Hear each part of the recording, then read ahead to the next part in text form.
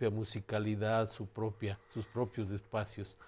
Y fíjese, es interesante mencionar que el presidente Rafael Correa, cuando llega al poder, crea el Ministerio de Cultura y el primer ministro de Cultura es un poeta negro, Antonio Preciado, que nace en esta provincia de Esmeraldas, es decir, otro mundo. Luego, el tercer mundo, llamémoslo así, que tiene además su simbología, pues es la parte de la sierra, la parte que está eh, atravesada por la cordillera de los Andes, donde están los grandes nevados. Tiene ahí el Chimborazo, el Cotopaxi, que son montañas nevadas, volcanes apagados, de 6.000, 5.800 metros de altura.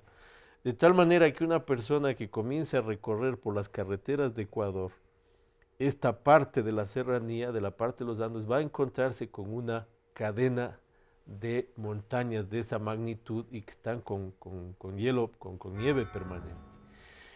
Y en esta misma región pues está la capital Quito, a la cual ya nos hemos referido, que es una ciudad muy bonita, una ciudad que tiene también espacios de modernidad, su centro histórico, Cuenca, que también ha sido declarada Patrimonio de la Humanidad. Y luego el cuarto mundo final pues sería este otro espacio extraordinario que es la selva, la Amazonía, donde que están realmente los afluentes del río Amazonas y donde que hay una fauna y flora únicas.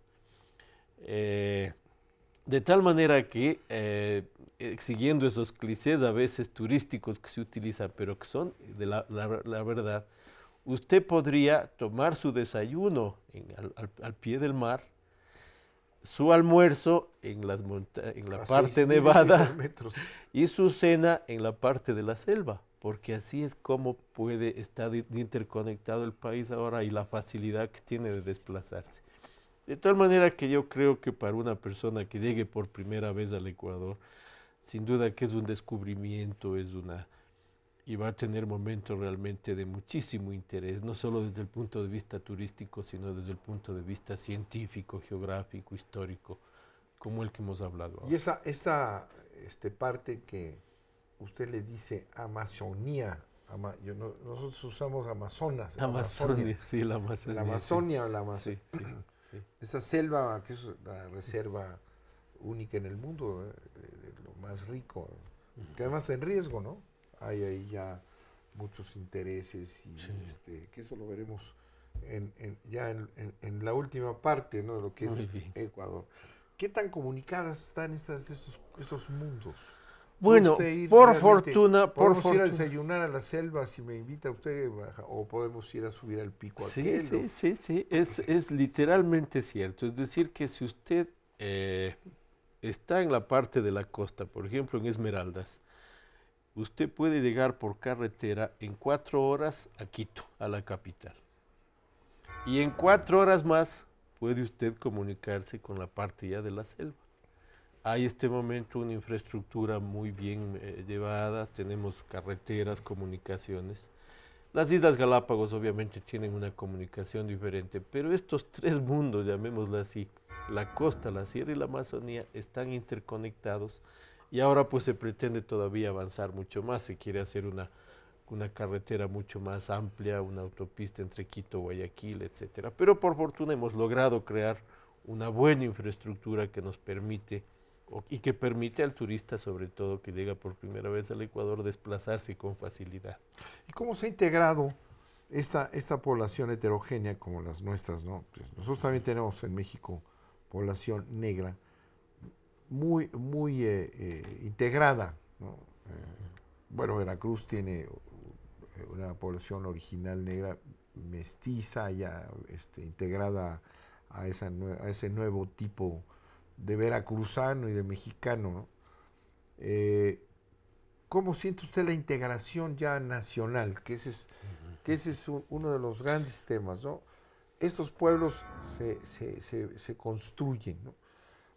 Son parte de la colonia española que hizo sus propias divisiones. Son producto de un enorme esfuerzo de sangre, de guerra, de libertadores extraordinarios como Sucre, como Bolívar, ¿verdad? y, y se quedan ahí estos espacios que se van a estructurar en Estado-Nación, ¿no? ¿Tenemos una nación ecuatoriana? Sí, yo me atrevería a decir que sí, pese a que hay estudiosos que mencionan que Ecuador es una nación en ciernes, ¿no? Hay dos estudiosos, una pareja de esposos además que se llaman Rafael Quintero y Erika Silva, que hacen un estudio bastante completo, bastante interesante de la historia ecuatoriana. Ellos llaman a su libro Ecuador, una nación en ciernes.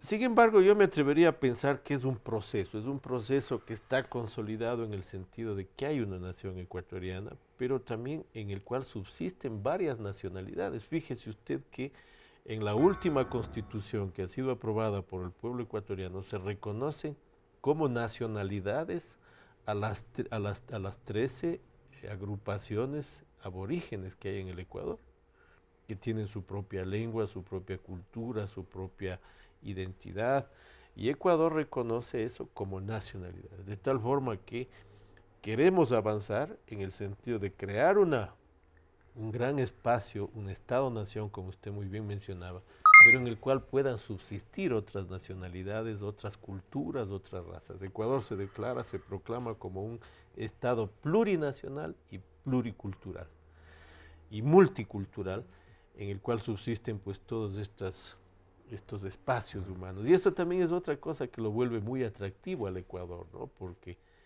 usted al desplazarse por la zona andina, por ejemplo, va a ir encontrando, y por la zona amazónica, que son donde están concentrados la mayor parte de grupos aborígenes, va a encontrar gente pues que vive en la parte de la Amazonia, o de la Amazonía, o de la región oriental, o de la región amazónica, pueblos que realmente conservan costumbres ancestrales, que están incluso, tienen sus propios penachos hechos con plumas, otros que se tiñen el pelo completamente de rojo, por ejemplo, en la región de los Áchilas, en la región cercana a Quito, o los pueblos quichuas, o los pueblos shuaras, y cada uno con sus propios atuendos, con su propia ropa, con su propia lengua.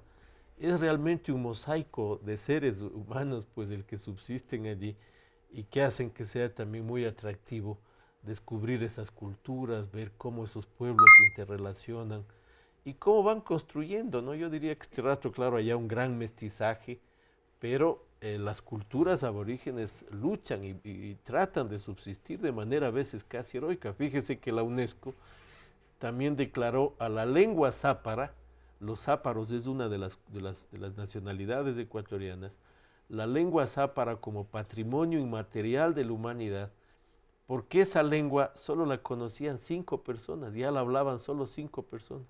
Es decir, que si morían esas 5 personas, se moría también esa cultura, esa lengua. De tal manera que es una lucha también la que se da ahí para que esas culturas puedan subsistir junto con el resto de los ecuatorianos. Somos 14 millones de seres los que estamos allí. Ese es un tema también que nos une. Aquí también hemos tenido toda una serie de discusiones y debates sobre el México plural. Se reformó la Constitución para reconocernos como nación plural, y proteger todas estas diferencias, particularidades culturales extraordinariamente valiosas, ¿no? Pero al mismo tiempo cómo preservar esa unidad nacional, ¿no? que tiene un sentido, porque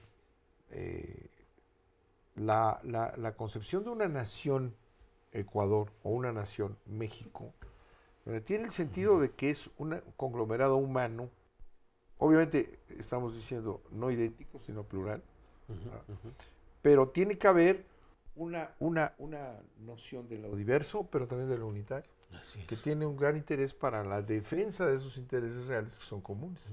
Vamos a otro corte, embajador.